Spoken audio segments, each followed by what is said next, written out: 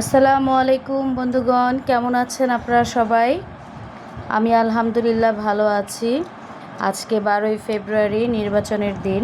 তো নির্বাচনের আনন্দে আজকে কি রান্না করেছি সেটাই দেখাই। আজকের দুপুরের আয়োজন মোরগ পোলাও, সাথে আছে ডিম আর মাখা সালাদ। আমি মাখা সালাদটা একদম ঝাল ঝাল করে করেছি।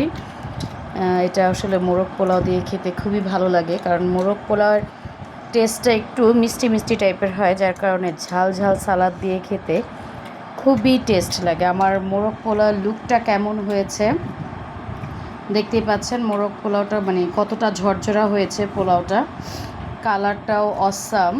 তারপরে আপনাদের কাছে কেমন লাগছে সেটা জানাবেন।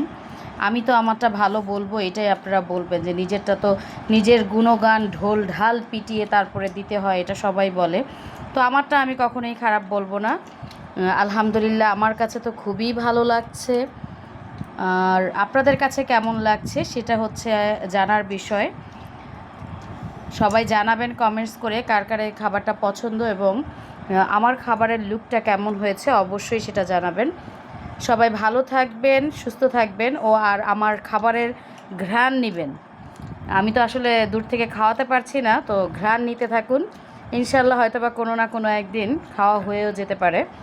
তো সবাই ভালো থাকবেন, সুস্থ থাকবেন, এই কামনা করছি। আল্লাহ হাফেজ।